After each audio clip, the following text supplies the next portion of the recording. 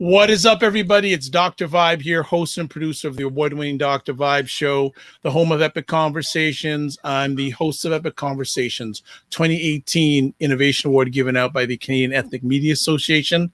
And once a month, and it's very relevant in this conversation tonight, I host online conversations for fathers that are co-sponsored by Dad Central, which is Canada's national fatherhood organization, and Dove Men Care. And speaking of fatherhood, two of the gentlemen I point myself to when it comes to fatherhood are Kenneth Braswell and Lawrence Wilbon. And if you haven't heard about them, you're going to hear about them, and you need to hear about them because they're part of a great organization called Fathers Incorporated. A little background about Fathers Incorporated. It's a widely recognized national, international, nonprofit organization supporting fathers, practitioners, researchers, and policymakers that provides capacity building services to thousands of organizations working to ensure that fathers contribute to the healthy well-being of their children. And tonight we're going to have both of them sharing about two epic events like happening before the end of the month, like in the next like 15 days. And when I was reading this, I'm going, how are they going to pull off both of these events, virtual events, in the next like 15 days? I said, no, they'll find a way. So I'd like to welcome back again, Kenneth and Lawrence. How we doing, gentlemen?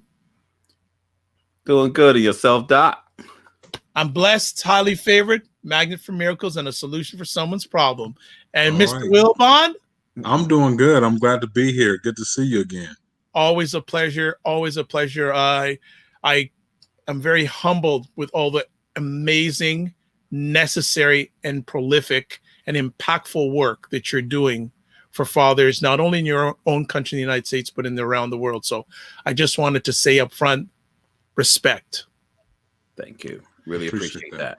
Thank you. And what we're going to do is just spend a few moments for each one of you to give a little bit about your background. So I'm going to start with Kenneth first. And so 30 years in the not-for-profit game, doing work in various organizations from the Urban League, NAACP, YMCA, Big Brothers, Big Sisters, Boys and Girls Club.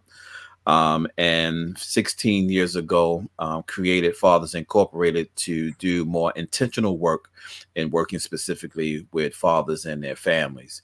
By way of Brooklyn, New York, we find ourselves here in Atlanta providing direct service, professional development, and capacity building work specifically for dads. In addition to that, we are the prime contractor for the National Responsible Fatherhood Clearinghouse under the U.S. Department of Health and Human Services. Wonderful. Thank you so much for that. And then probably one of the happiest men probably in the next week or two, because his Buckeyes are going to start probably playing some serious football again. Lawrence, share some background about yourself. Absolutely. Lawrence Wolven, originally from the great state of Ohio, born and raised in Akron, Ohio, and went to the Ohio State University for college. And so I'm a Buckeye fan with that. Married, two children, worked over 20 years in the nonprofit sector, from being an executive director of a nonprofit to working with the Urban League, similar to Kenny, and then finding myself in the fatherhood work alongside Kenny with Fathers Incorporated. And so I'm glad to be here on tonight. Thanks again for the invitation. It's always the digital door. And if you ever come to Canada, if the border ever opens up again, the physical door is open up anytime. Gentlemen, we're going to land on two important events coming up in the next few weeks. The first one is the Million Fathers March. And I'd like to spend the first part of our conversation tonight talking about that. So how did it begin? How did it start? Who'd like to take the lead on that part? You know, I'll start a little bit. I mean, we are humbled in being the organization that hosts the Million Fathers March each year. This was started some years ago. I'm not going to count the numbers, by my good friend out of Chicago, Philip Jackson, rest in peace, from the Black Star Project, who started the Million Fathers March when I was the director of the New York State Fatherhood Initiative, and he called me and said, "Ken, I got this idea in encouraging fathers to take their children to school. Would you support me?" And I'm like, "Absolutely, let's make it happen." And he jumped into it. And he did it for years. There were some years where he had 700 cities involved across the world.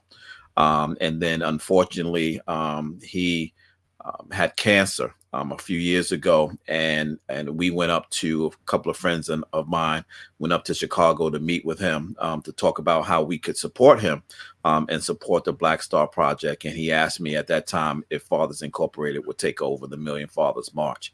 And so we've had the pleasure of engaging that work in the last 3 years, 2 years. This would be the third year that Fathers Incorporated is leading it. Last year we had 91 cities. We impacted over 77,000 dads and close to over a quarter and close to almost 500,000 children in schools across the country. This year, obviously, because of COVID, we've had to take a shift in how we're going to actually make this thing happen this year. But we're excited to remain inside of the education space to encourage fathers to be more engaged in the academic lives of their children. That's fantastic. Lawrence, what was your experience the first time doing this great event? It was actually really overwhelming because I think, because the foundation had been laid, previous years. And then when Fathers Incorporated took the helm and really began to dig a little deeper and really look at, numbers and things like that. What was overwhelming is when you're actually at an event and you see the countless number of dads walking their children to school, and the excitement and, the looks on the kids' faces. Their chests are sticking out a little more because their dads are taking them to school. So that, that was in my first experience, that was one of those moments. And then, on the day of, it's a heavy load to carry. We were at sites at 6:30 in the morning, because it was the beginning of the school day, but the smiles on the kids' faces and then the fathers feeling that sense of pride outweighs those 6:30 mornings. 6:30 a.m. 6:30 a.m. And you had a lot of sleep that night, right? Nah, can't say a lot. Let me ask, and I know, Ken, we have talked about before, but for a lot of people, this will be a brand new initiative. Mm-hmm. How easy, actually, here's a question. How easy was it to get schools on board and fathers on board this year compared to last year? Because it's a different platform this year. It's not a physical event this year. It's only a digital event. So what have been some of the, if any, potential challenges you've come into so far? I think the biggest challenge was me, not everybody else this time. I actually gave some thought to not doing it this year because of COVID and us not wanting to encourage large amounts of children and men to be gathered at a school.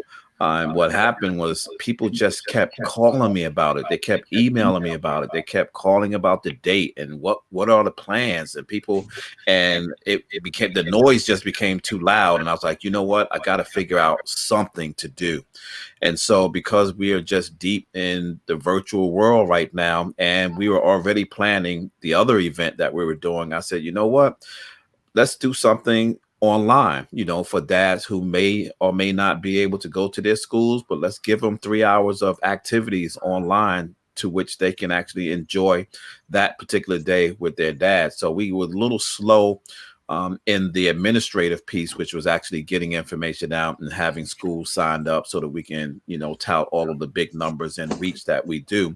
But I think this year it focused us more on content of what we want to present this year. More than just making sure that the number of schools were involved. So the biggest challenge for me wasn't the public, it wasn't the schools, and it wasn't the dads, it was me. Mm-hmm. Yeah, because Little secret here. I know a number of weeks ago, maybe a month ago, I asked Lawrence, what's going on this year? What's going on? And he said, Kenny's got just like too much going on. I don't know what's going to happen and all that. So Lawrence, in your heart, I'm saying, and I'll say it again, in your heart. Yeah. Did you want this to happen this year? Did you see vision of this happening this year? Absolutely. I didn't know how we would be able to pull it off with the whole social distancing piece and dealing with the pandemic. But one thing that I do know about Kenny is that Kenny is not a person that will allow any kind of those challenges to stop him. And so I should have known that there was something working in his head of how we were going to pull this off. And I think what we're going to pull off is a great product of, we're going to see a great product of his thoughts to be able to pull this off. Agreed. So what sort of planning has had to happen in this short period of time to make this a reality?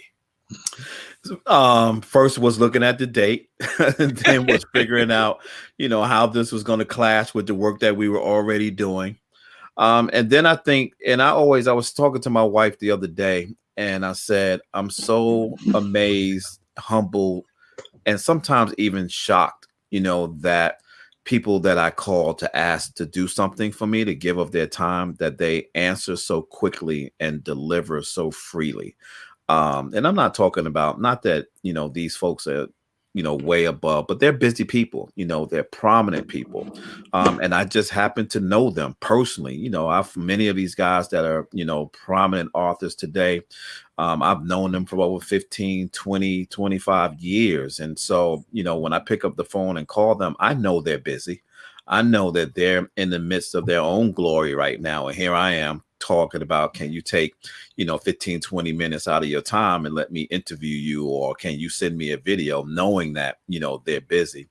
But when they say yes, I'm always humbled by that. And so that was what I thought was going to be the biggest challenge for me. How can I get people to actually provide me some content that would actually get people excited about coming virtually online for the Million Fathers March? And I think we succeeded in doing that. Nice. So I want to parking lot the march just for a second. From both of your experiences personally and what you're hearing in the father community, what has 2020 been like for fathers? Yeah, let Lawrence touch that. He's out there.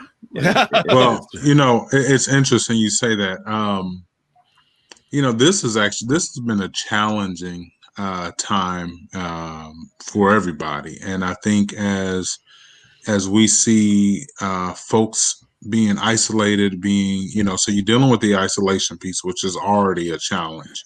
Not being able to really socialize with individuals or other groups of folks, which could wear on people's psyche. And so,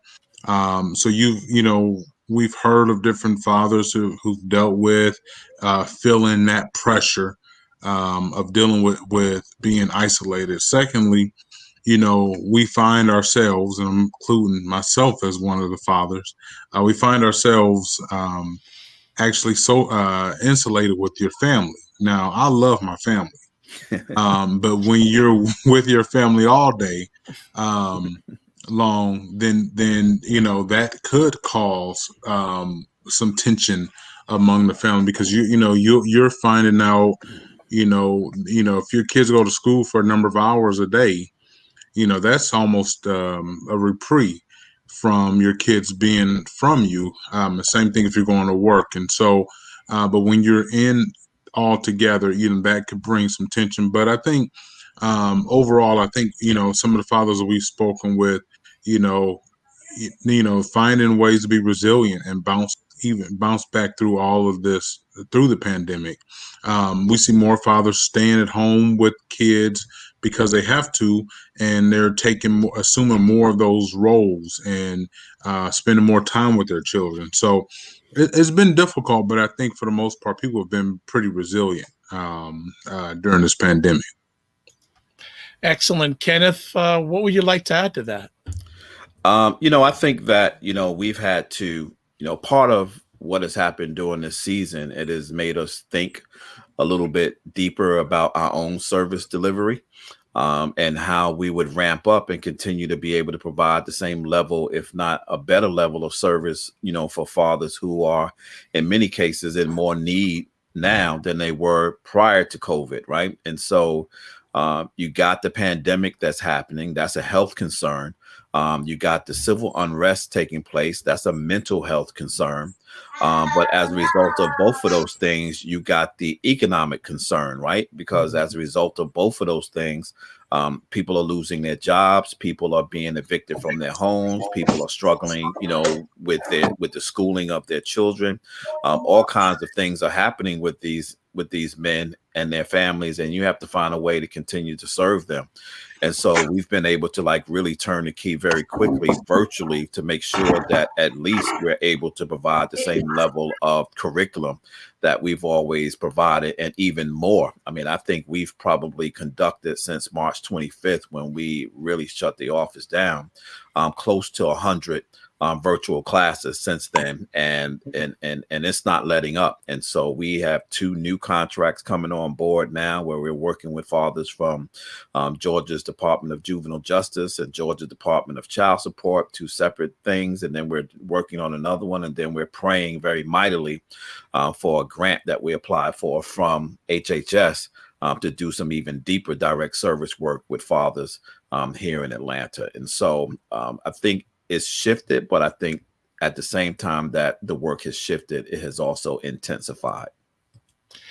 I fully agree with what you're saying there. I think one of the things that 2020 has shown is it's amplified the discrepancies, the inequalities, the inefficiencies with many people, but especially when it comes to fathers. And it's interesting, there's a gentleman who lives around the corner from me, and I asked him the other day, how's it going with his, I think it's a 6 or 7-year-old daughter. And he said, he's enjoyed being at home because he's taught her to ride a bike.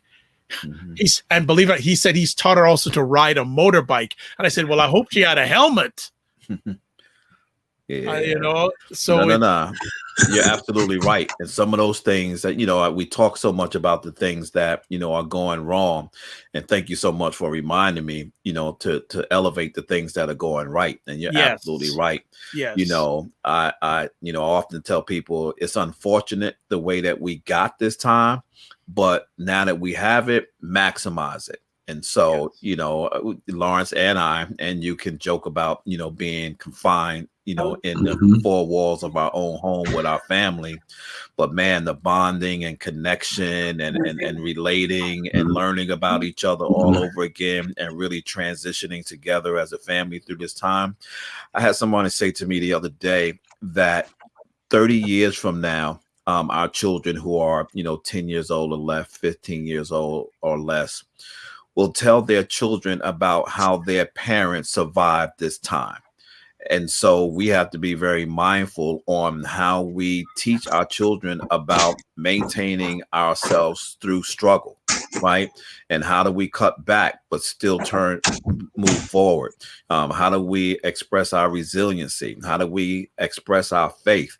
How do we, show to them the importance of family and friends and caring for each other, right? And so on one hand, we got to deal with the world.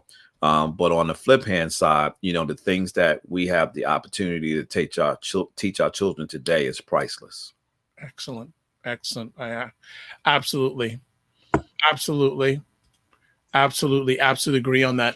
So what are we looking forward to with this year's event? So we got 3 hours of fun-filled, packed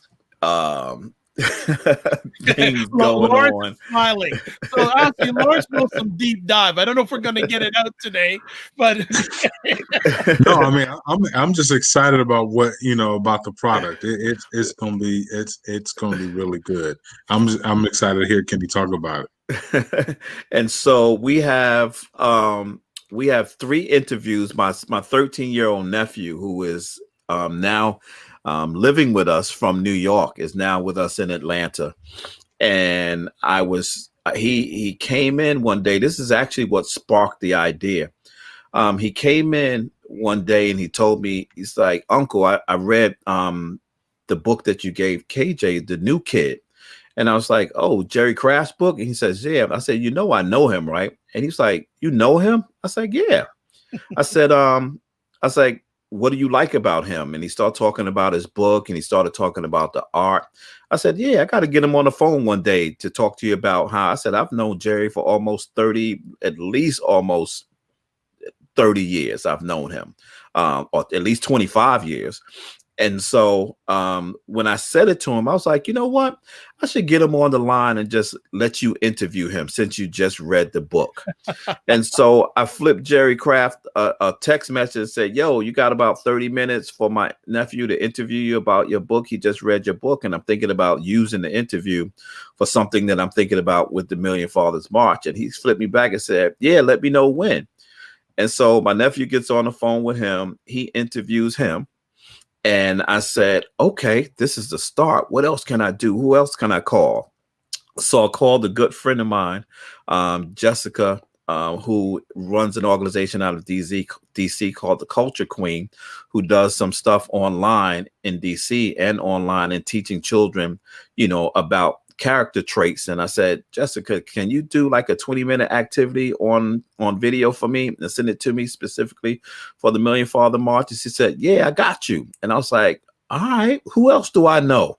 And so Ronnie Thomas, who is here in Atlanta, does something incredible called Fun Weird Science, where he does activities online and teaching young children about the wonders of learning about science.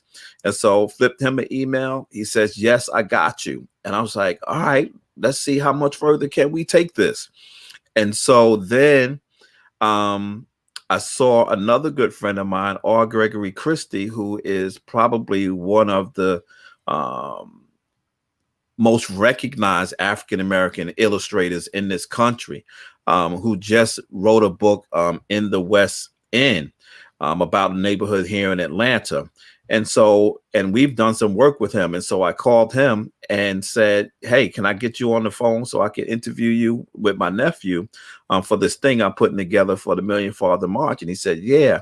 And so Andrew, I give the book to Andrew to read it. So I said, Andrew, I need you to read this because you're going to interview Gregory. He's like, Uncle, are you serious? I was like, yeah. I was like, we already set it up, but I need you to read the book.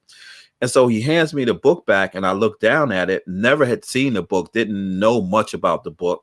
And I looked down at the book and I saw the author and I said, oh, Will Powell wrote this? I was like, I know Will. I said, let me give him a call and see if I can get him on the phone with Gregory. This way you can interview both the author and the illustrator. And so we got the two of them on the line and they agreed and we interviewed them. And then a couple of days ago, another good friend of ours, Derek Barnes, who is probably one of the top outside of Kwame, Alexander,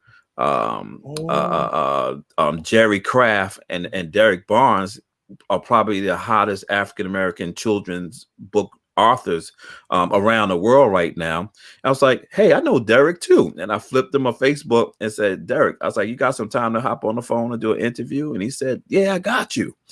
And so, and then lastly, another good friend of mine, Griff, who is the co-host for Get Up Mornings with Erica Campbell on the gospel station, started a lunch and read or read and lunch. And so he's been reading online and it's so entertaining that every Monday I actually stop and watch him because he's also he's been a comedian for 30 years.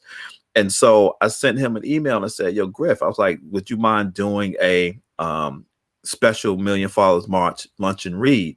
He's like, yeah, I got you. And so they all did these videos and they all sent me the videos and they are incredible. And so right now I'm on the back end, just producing them, getting them ready to roll.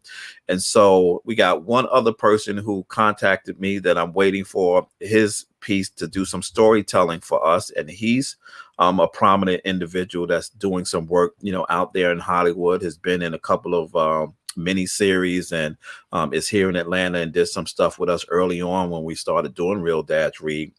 But as a result of all of their generosities, we now have 3 hours of jam-packed, culturally filled, entertaining individuals that's going to just bring some activities to the forefront to celebrate this, our 2020 Million Fathers March. So we're extremely excited about it.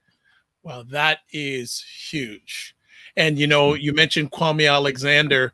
I listen to NPR a lot, and I always love, and I think he's now located in London, if I'm not mistaken. He lives in London. Yeah, but I always love listening to him, wherever it is. But he's somewhat on a regular on NPR. So you've definitely got the cream of the crop to deliver. So, Lawrence, what part of it are you looking forward to the most, other than helping out? Well, I mean, again, being able to see folks engaged in that particular day, I think the product that's being produced will be very interactive. I think individuals will be tied to their computers and their cell phones during this period. So I think it'll be a great time. So I'm looking forward to seeing the level of engagement that happens during the march. And, you know, it is going to break up, to me, it's going to break up some of the monotony that we're dealing with. You know, a lot of folks here in the U.S., you know, they're in virtual classes all day long. So I think it'll break up the monotony because it'll be fun. It's fun, creative, and it'll be exciting. And it'll be a great opportunity where fathers can actually sit with their kids and actually enjoy and participate in the march. So I'm looking forward to that. Excellent. Just want to go ahead, Kenny. Sorry. And I'll be moderating it live. And so the Nice. second one that we're doing, it's going to be fully produced, but this one I'm actually going to moderate it live so that I could do some real-time things on that morning, you know, with people, getting them excited about tuning in. So you're the hype man. Yeah, I'll be the hype man that morning. Yeah. I'll make sure it goes to yeah in the comment section. That's great. I was actually thinking about going to get my DJ equipment and bringing some little DJ equipment in here. Bring it. Bring it, Kenneth. I'd love to see it. That'd be so hype. One of the great supporters of the Dr. Vibe show, Dr. Tachi, who's located in Florida, she said she is a big fan of Ronnie Thomas. Yeah. Big fan. And she herself hosts one of the best live streams out there about media, tech, and pop cultures called Mediascope on every Wednesday, 5 p.m. Eastern time on Instagram Live, and then 6 p.m. live on Facebook Live, WJMS Radio. What am I forgetting here? Oh my gosh, I usually don't forget, but let me just do it. Instagram, Facebook Live, WJMS Radio, and LinkedIn. I think I got it right. I know I messed it up, but you know what I'm talking about, Dr. Touch. You know I ain't going to forget you. So let's put it out there. Kenny, when you were on the Dr. Vibe show last, you mentioned something about the blueprint. Yeah. And I'm going, And I know Kenny just a little. And I said, Kenny's got something up his sleeve. So then I'm seeing, as I follow Kenny, Lawrence, and what Fathers Incorporated is doing, I'm going, okay, you release a document. I'm all over that. Then I'm saying, okay, you're doing a virtual event 2 weeks after the Million Man March. I'm going, Kenny and Lawrence don't play. 4 days after the Million Man March. Well, even worse. Even worse. Even worse. I'm sorry I was incorrect. But as we say in Jamaica, both of you mad? Yeah. So give us some background. And I have read it. And first of all, congratulations to the organization. Huge, impactful document and so relatable, I think, not only in the United States, but all around the world. I will say that you've created a global document for the journey of Black men. Wow. So before I talked about the blueprint, let me just tell you that the The idea was mine. The thought process was mine. The concept was mine. But the words that hit the paper was delivered by the second half of the amazing Wilbon team and the co-principal of Wilbon Academy, Dr. Matisa Wilbon, and so which is Lawrence's wife. She is a beast. Okay. Well, to I need to have that lady on the Dr. Vibe. Yes, you do. No, she I'm is serious. straight fire. She is straight. You want to hear from her about this, not me. Yes, because that document, like, we got to talk offline about that, because I want to get your permission to use parts of it for a pitch I'm doing here in Canada. That's Absolutely. how impactful. That's how impactful it is. Mm-hmm. But so, Lawrence, you don't get away again. I'm always in trouble. But as John Lewis said, this is good trouble. It's good trouble. It's good trouble. Good trouble. What was the story behind the blueprint? Because it obviously was something that took some time. Well, as Kenny said, this is building off of some work that Kenny Fathers Incorporated started a number of years ago. I'm just fortunate to be a part of I was a part of the listening labs, and there was some we did some interviews, and so I'm just excited to be part of that kind of stuff. But this was actually built off work that Kenny started several years ago, and he'll be able to kind of walk through that.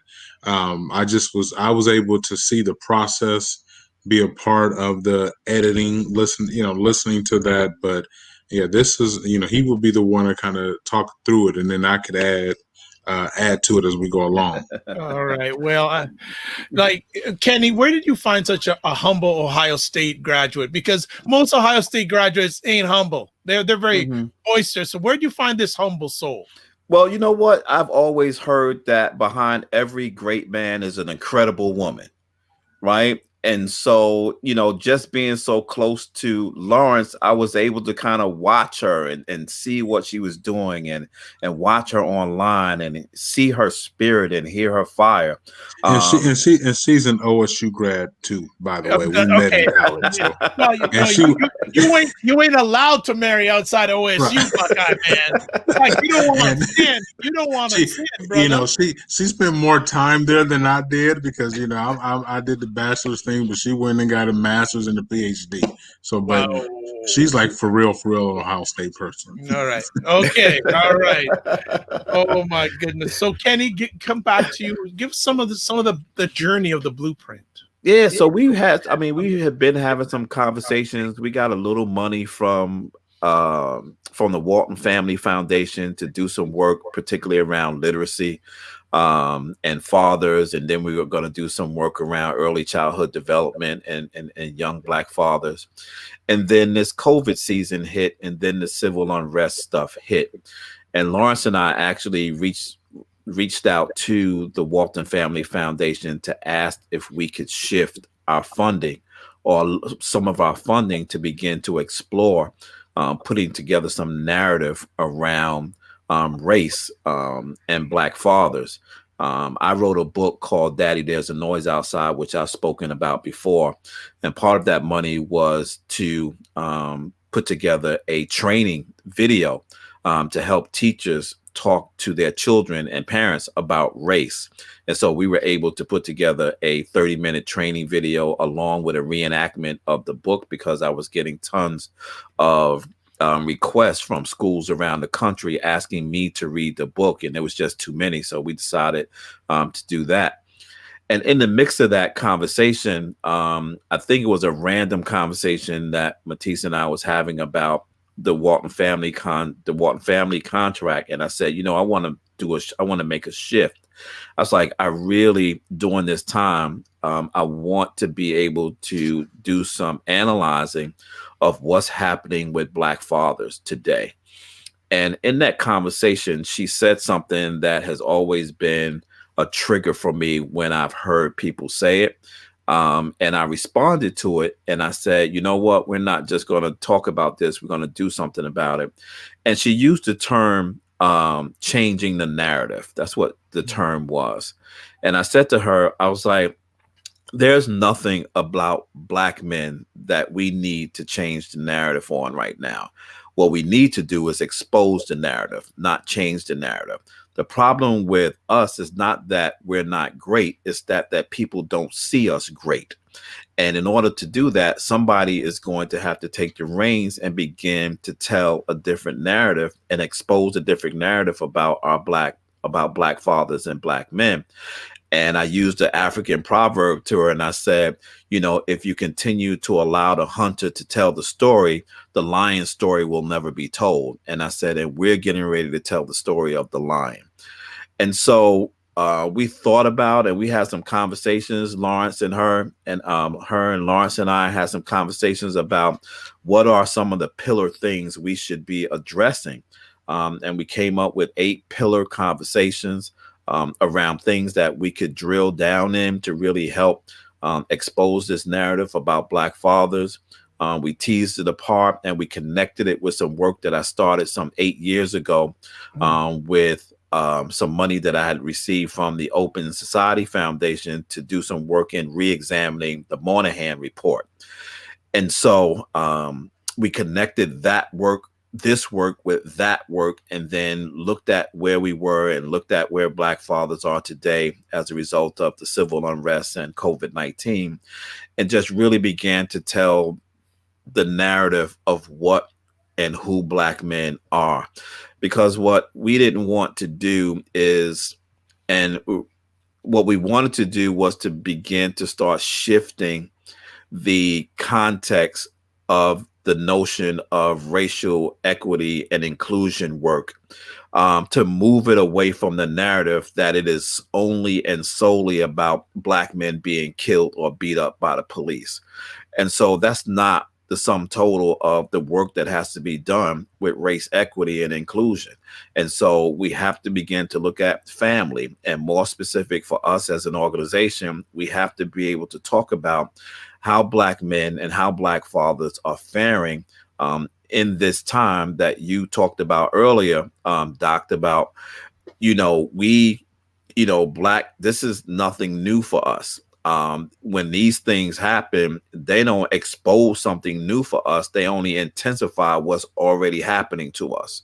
And so we needed to begin to start taking control of the narrative. And the blueprint was the first step in doing that and laying a framework, using the Moynihan report as a lightning rod.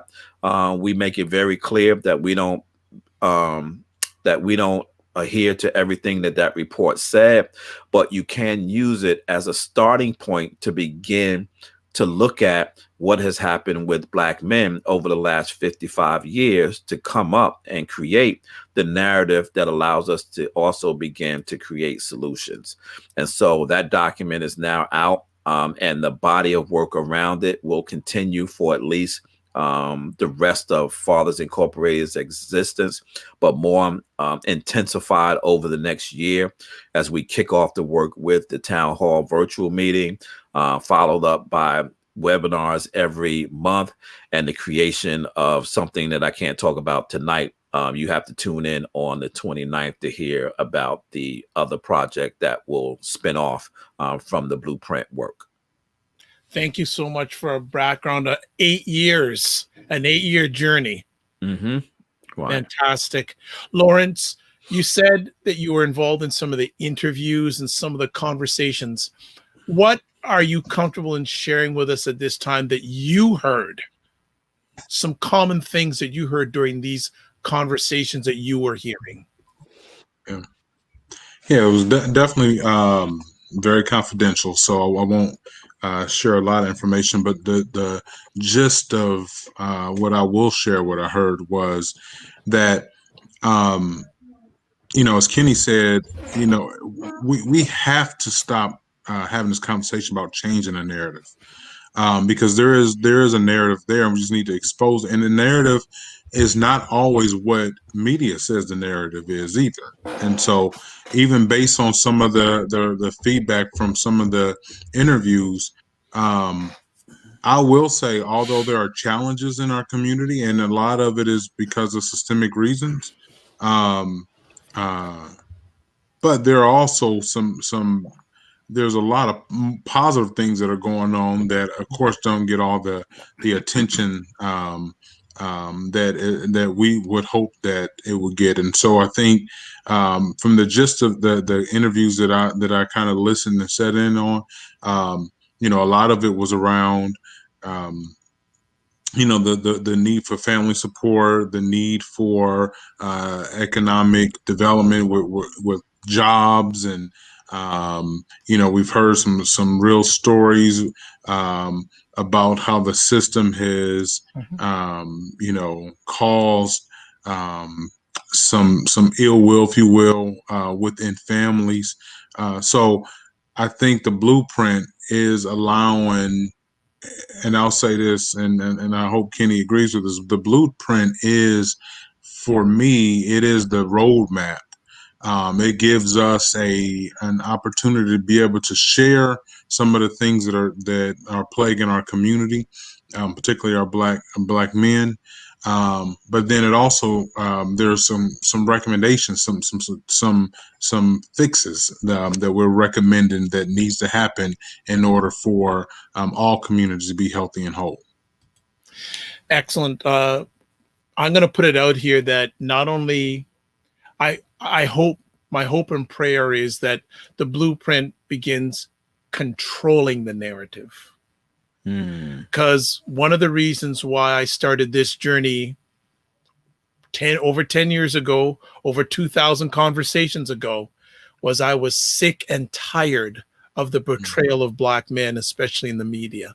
Right. All I was seeing was us being incarcerated and entertainers. And when I mean entertainers, that doesn't mean like someone who's singing. That means playing sports. Because at the end of the day, when you're playing sports, you're performing to get paid. You're an entertainer. So this really sings to my heart deeply. That I said right from the beginning, I wanted a place where Black men could control the narrative. And now I've added in 2020 a safe and brave space. Because I always hear about the safe space, but add on to the brave space. And I added that brave space on because earlier on this year, I was up in the Yukon, the Northwest Territories, at a 3-day conference where they were changing the service delivery to Indigenous families. And they asked me to come up there, me looking like I do, to talk about how to engage with their fathers, because most of the people in the audience were women, either white or Indigenous women. And the gentleman who was facilitating the conference said, we want to create a brave and safe space. And that has stuck with me forever. And especially when we're dealing with Black fathers, they need that safe and brave space. Yeah, no, it's interesting because, when you just talk about safe and brave space, when we created Gentle Warriors Academy, which is our academic arm of Fathers Incorporated, the tagline of Gentle Warriors is a courageous pathway to fatherhood. Nice. And so it lines right up with safe and brave because it takes courage to be the kind of man that you need to be for your family, children, and community. And so I love hearing when there are other purposes that God is putting in the midst of people that align with other purposes, right? And so, and it says to me that where no man is an island, and God doesn't have us out here by ourselves doing this work, but he does have us in our own lanes. But just because we're in our own lanes don't mean that we can't be on the same highway. Absolutely. Received. What should we be looking forward to with this great event? Because I've blocked my whole day off. So unless there's a huge emergency, I am where I am right now that day. And how did you get some of the outstanding people who are, and share some of the people that are going to be part of this epic event? Again, I called and they responded.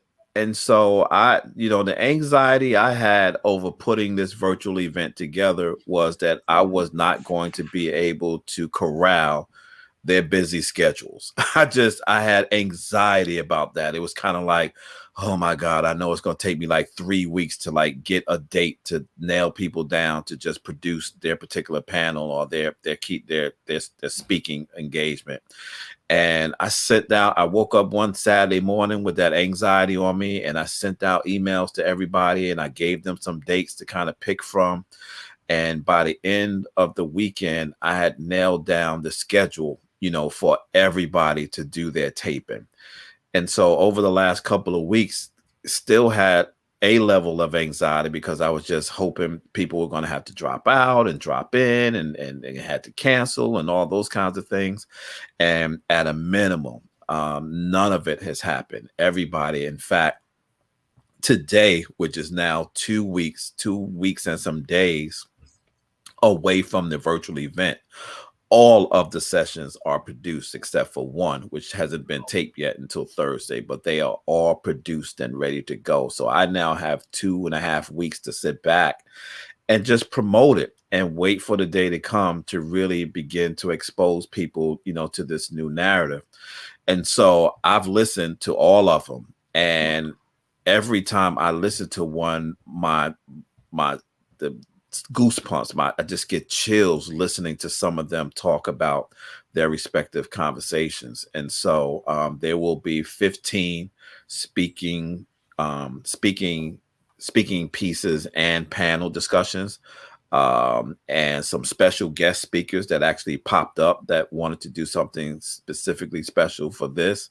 And some promos in the middle, and in this one, all of the transitions are going to be pre-recorded too. So I'm not doing this one live. This one is just going to run through, but I'm not doing those until like 2 nights before, so that they're fresh up until then. And so we're excited, and so we do have a lot of great people that have shown up to do sessions in here.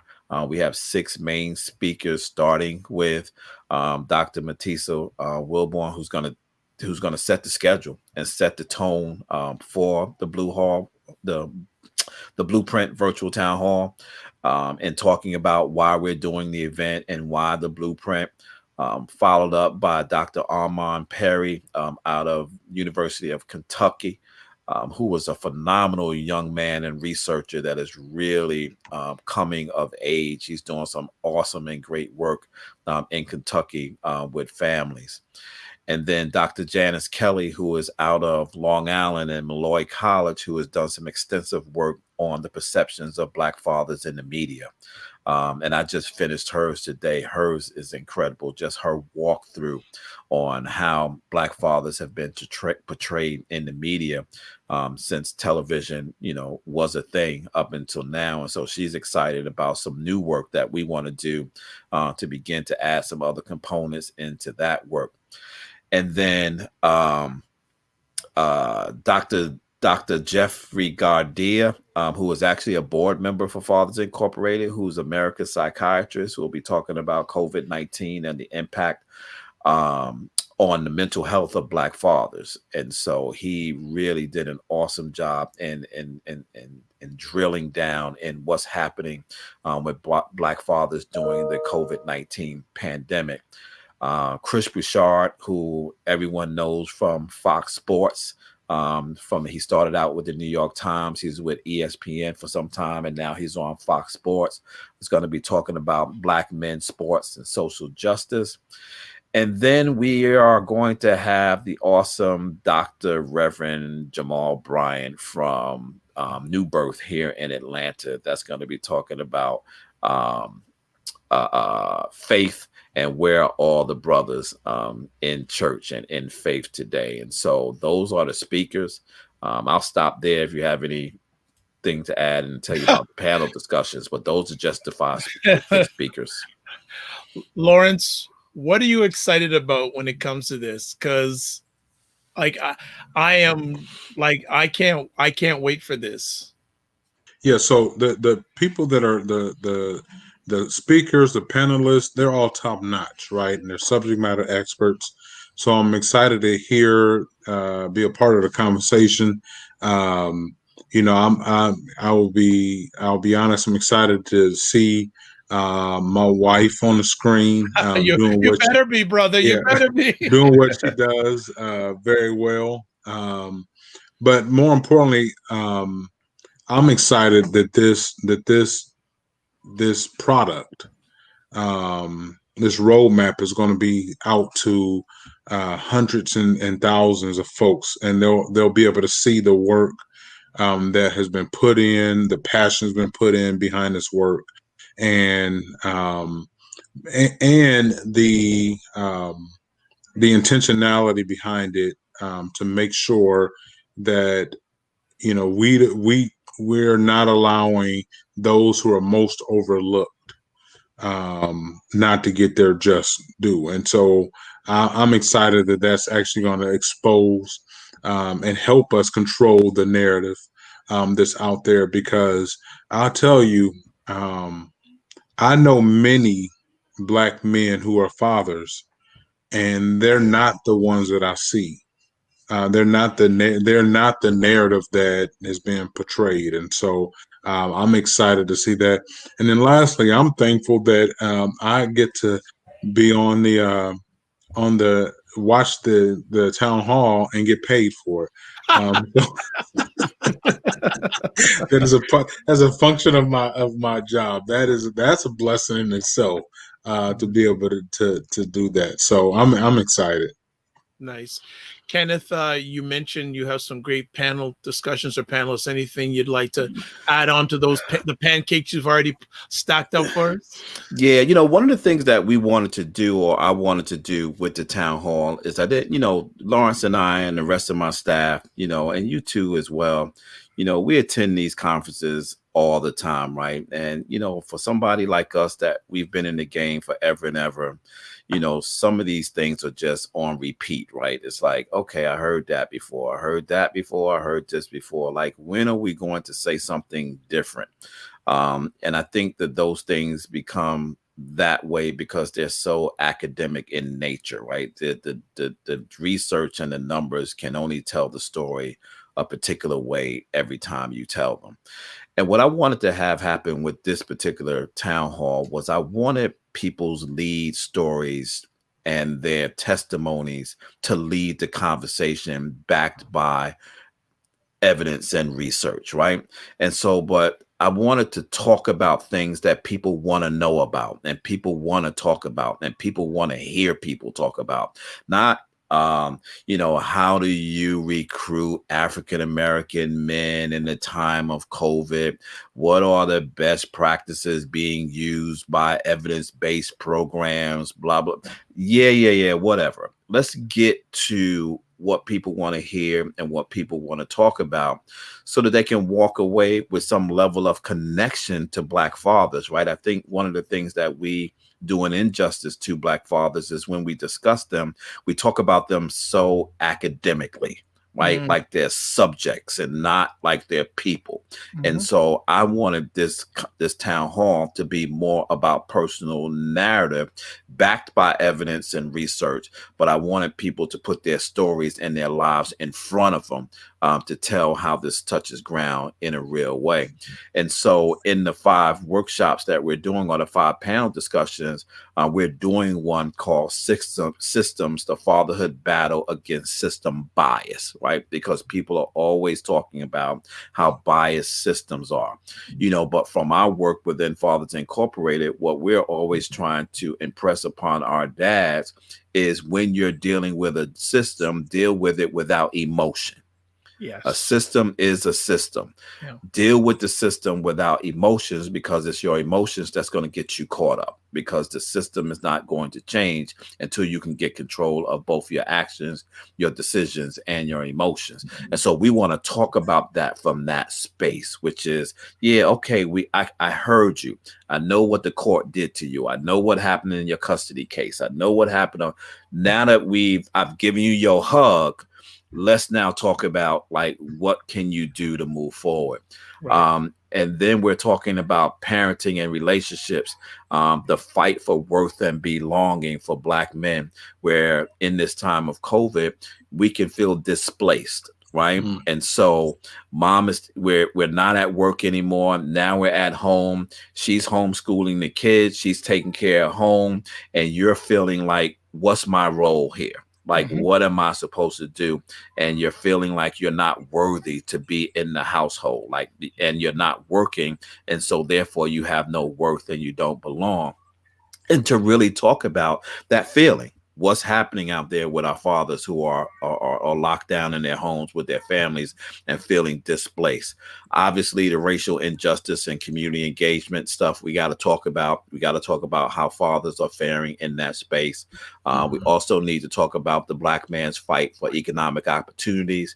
How do we set ourselves apart to begin to start not only thinking about jobs, but how are we thinking about business opportunities and legacy and asset building, and how are we preparing ourselves as a community so when something like this happens, it doesn't impact our households, right? It doesn't impact what's going on in our homes, because we are building wealth. And to have that economic conversation from that vantage point, as opposed to talk about what the unemployment rates are and what jobs are being lost and the stimulus payments, that all that stuff is, they can read that every day online. But to be talked about and spoken to about the importance of understanding how you should be maintaining your entire economic status is a conversation that you're not going to hear. And then lastly, really talking about education and the challenges and solutions for school engagement of Black fathers, and really making sure that now that they are at home, right? What's your role in this? Like, it's so the school has now left the building and now it's in your house, right? But in reality, you shouldn't be doing anything new in your house that you weren't doing in the building, right? And so if you never did it in the building, that's what's making what's going on in the house so difficult for you, right? And so that reenactment of helping them understand, what do you have to do as a father in the house? What do you have to get your game up on? What do you have to get your skills up on? You don't have a choice now but to be what it is you were supposed to be, in the first place, as it relates to schooling our children. And then, being part of the educational choice conversation, right? And so, which is a deeper conversation. We might have to come back and talk about this a little more. And that is giving some thought about what the new norm is going to be for education of our children, right? Because I have spoken to a lot of people of color, Black people, who have gotten this homeschooling thing down, right? And they're doing an incredible job. And they're beginning to make decisions about, you know what? They don't ever have to go back to school. We got this. Yeah. And if more people begin to start thinking about not sending their kids back to school and homeschooling, how is that going to impact Black fathers and Black families? And so those are the conversations that we're going to be having with some great panelists that could drive those conversations home and really have what I'd like to call a community conversation, but end up calling it a town hall. So that's wonderful. And the whole educational, especially the educational aspect, is interesting. Having a father that was a public schools teacher for 38 years in the same public school. We have a lot of conversations about that and how the state of education is changing. And I'll just put it out there, especially when it comes to the education of our Black boys. 80% of elementary school teachers are white women. I'm just going to leave it at that. I think that's a whole other conversation. But definitely, what, as Robert F. Smith, who's the richest African-American man, said a few months ago, we as a people have to take advantage of this crisis. Absolutely. Absolutely. And so there's so many conversations that we're going to have on the 29th. And we know that we have a lot of holes that we're going to have to come back, which is why we're going to do a webinar every month, all the way up until next June. There's two that I want to bring to this conversation because I think I wanted to squeeze them in this one. I was like, you know what? We're just going to have to do something different in that. And the first one is the myths and realities of toxic masculinity. Like, we have got to have conversations about that and bringing some clarity to what that term means, but also bringing it to the forefront to not allow that to be a descriptor of all men and all boys. Yep. And so we got to begin to have that conversation and narrative to push that back. And then the next one that I know is a piece of work that is going to drive me for some time, and it is the case for fatherlessness as an adverse childhood experience. You're reading my mind. It should be an ace. It should be an ace. Yep. And that is a body of work that I'm going to be digging into over the next year to really get into SAMHSA, to begin to look at and create the evidence that fatherlessness should be an adverse childhood experience. You're reading my mind there, because I was going to ask an additional conversation piece should be asking our Black fathers this question: how is or was your relationship with your father? Mm-hmm. Right. No, that's it. Right there. Right. Right there. Right Right. there. Right. That's a landing. That's a whole segment in itself. Right. Right. Because you think about it, if we are impacted for the most part so negatively by the absence of our fathers, then how can you not describe that as an adverse childhood experience? How can you not describe that? I mean, now in reality, because we are talking about fathers, I'm always going to use the fatherless term, but in reality, it really is the case of parentlessness as an adverse childhood experience, because whether they're left without their mom or their dad, it's the same impact on them. And those things have to be explored in a very different space than all those other things that are ACEs and how we attach those to their lives. I think this particular one actually exacerbates the issue of all the other ones.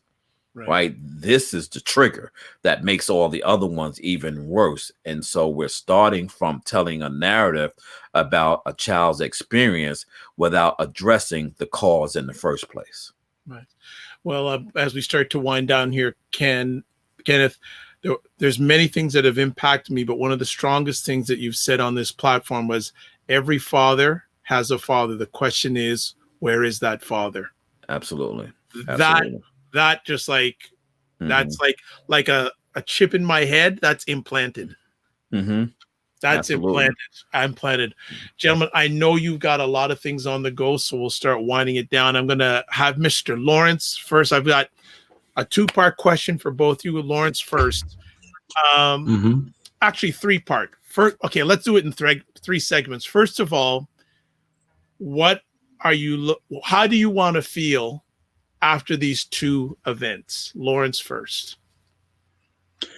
I guess I'll say accomplished, but then also challenged. So I want to feel accomplished and challenged, because I know that although the events will happen, we could mark it off as being done, but the challenge behind it is there's still a lot of work that need to be done. So those are my two words I would say.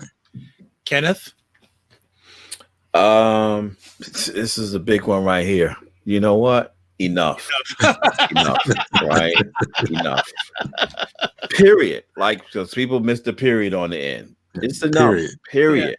Yeah. Like, we gotta be about the work. We gotta be about, as the Lord would say, we gotta be about our Father's work. And for me, that is the only lasting words I have, and that is to encourage everyone under the sound of my voice to be about your Father's work. Okay. Next question. What is your future vision for Fathers Incorporated? Lawrence? Okay, good. I'll go first because I know Kenny will have a lot more to add behind that. What I want to see Fathers Incorporated do as a vision is to be the premier and sought after organization where fathers, practitioners are able to connect with us to be equipped and empowered and educated to be the best that they can be and to do, as Kenny said, do their Father's will. I see a vision of us being again, the go-to place nationally, locally and nationally, and even internationally, the go-to organization for those needs, all things Father. So that's the vision that I have. Kenneth, I know you'll be a little bit even deeper dive. Go ahead. No, I'm going to be extremely short because he covered it all. But Lawrence always does something that needs no words, but will explain everything that I'm thinking right now, and it is. Wait for it. Wait for it. I almost if anybody watches wrestling, there was Dwayne Johnson was known as The Rock, and he always used to have this line: "You can smell what The Rock is cooking." Well, he's cooking. You That's can right. smell what Kenneth is cooking. He ain't gonna give you the meal yet, but there's something cooking. It's like just like someone in a drama with some out of their sleeve. Pinky and the Brain. Remember Pinky and the Brain? Pinky and the Brain. I don't know what we're going to do, but it ends with us taking over the world. The world. Well, you see, and it's interesting because, again, you're both reading my mind. I said global. But we'll leave it at that. So final thing I'd like to ask from both you. As we mentioned earlier, 2020 has been a challenging year for many Black fathers. What message would you like to share with them? Lawrence first. I would say keep the fight. Keep fighting. Our people, in particular, are a very resilient group of people. And so there have been some worse situations that we may not have encountered, but our ancestors have. And the thing they did is they had to keep going. They had that knocked down, but they got back up. And so I would just tell people, encourage them, keep fighting, keep pushing, because after this, there's greater. Mm-hmm. Yeah. Kenneth? Yes. Yeah. For me, it's I thought Lauren, he said keep the fight. I thought he was going to say keep the faith. And so I'll end with that, which is keep the faith.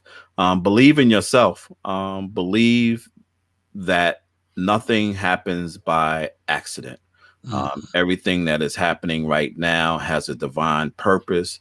Your only task is to figure out what is your purpose within the purpose.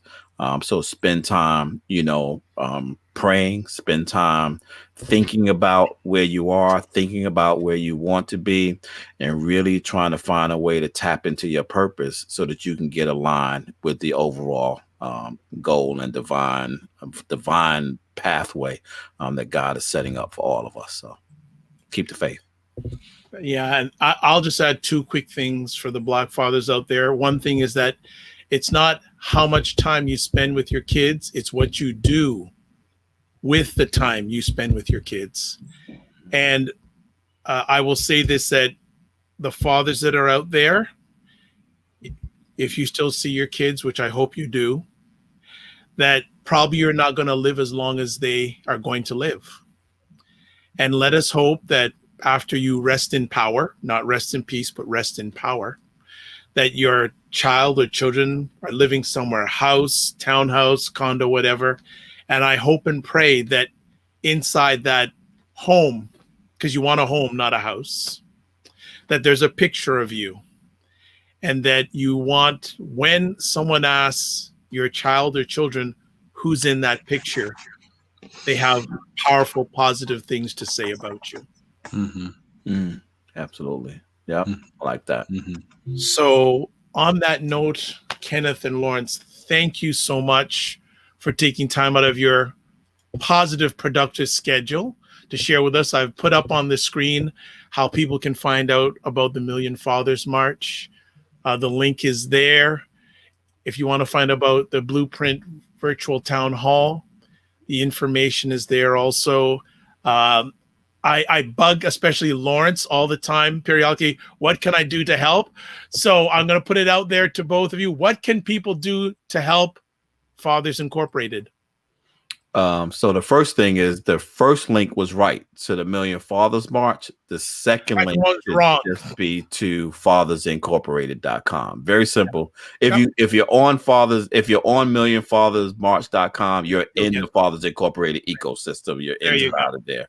And so it really doesn't matter. But just support us in any way you can. Listen, I am a CEO of a not-for-profit organization, so I'm always lead you to the donate button at the top of our homepage on our site. And so, but you can support us. That supports what we do. That reports what we do.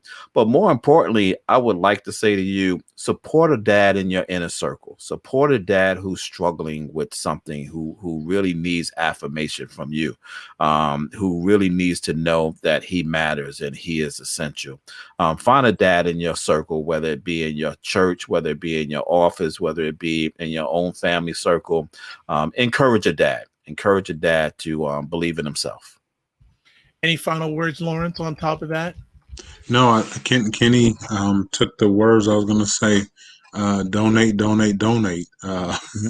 That's a great way to support. And then even for the two events we have coming up, there are registration links that you can go on. And we would love to have folks connected within our ecosystem. And the thing is, once you're connected. And so you'll be able to find out about all the other things that we have coming up and other ways that folks can be engaged and involved. So,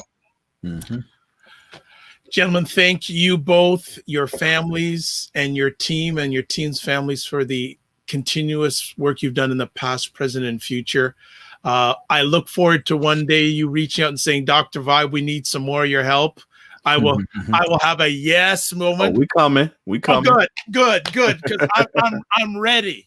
I'm ready to put things aside because this is very passionate. And many times when I'm here in conversations with fathers, I go, we need Fathers Incorporated, something like that here in Canada, especially for Black fathers.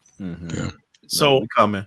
Okay. Coming. All Keep right. advancing the blueprint. That's what you could do. You said earlier that you wanted to do something with the blueprint. You have our permission to do that. Oh, go forward. Thank you. All right. Thank you so much. I'd like to thank everyone who caught this conversation live on the replay. It's appreciated, not taken for granted. Emmanuel, Tachi, Mike Dorsey down, I think in Georgia. Yeah, I believe. Dr. Tachi, thank you so much. And Emmanuel says, find children without dads and be a supporting dad. Very nice message.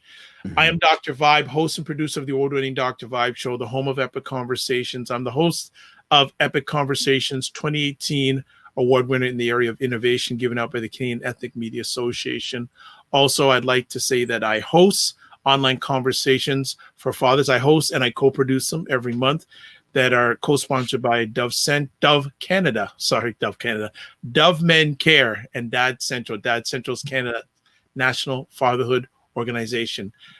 Always like to end off my conversation like this. Live your life as a dream. If you can dream it, you can make it. Sometimes you have to get smaller to get stronger. Block assumptions, then aim bigger, aim better, aim higher, aim wider. God bless. Peace be well. Keep the faith and love our fathers. It's important. Good night, everybody. Night. Good night.